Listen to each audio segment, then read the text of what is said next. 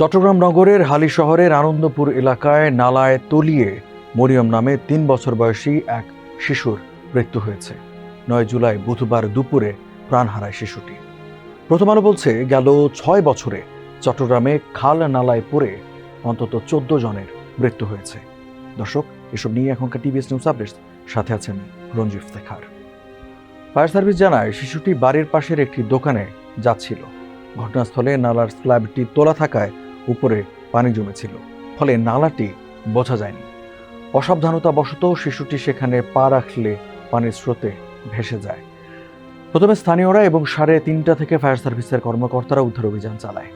চট্টগ্রাম শহরে প্রায় খাল নালায় পড়ে শিশুসহ বিভিন্ন বয়সী মানুষ আহত এবং নিখোঁজ হয়।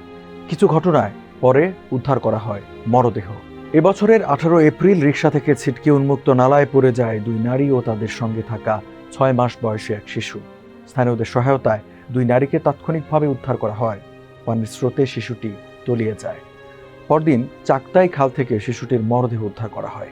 এর আগে 2021 সালের 25 আগস্ট মুরাদপুর মোড়ে সবজি বিক্রেতা সালেহ আহমেদ বৃষ্টির মধ্যে নালায় পড়ে নিখোঁজ হন।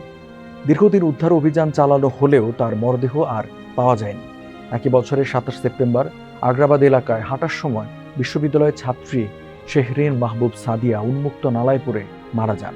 2021 সালের 7 ডিসেম্বর ষোলশহর এলাকায় নালায় পড়ে নিখোঁজ হয় শিশু কামাল। 3 দিন পর মুরাদপুর থেকে উদ্ধার হয় তার নিথর দেহ। এভাবে গেল 6 বছরে নালায় পড়ে অন্তত 14 জনের মৃত্যু হয়েছে বলে এক প্রতিবেদনে জানিয়েছে প্রথম আলো। দর্শক, এই ছিল এখনকার টিভিএস নিউজ আপডেটস। আর সংবাদ ও বিশ্লেষণ জানতে টিভিএস এর সাথেই থাকুন।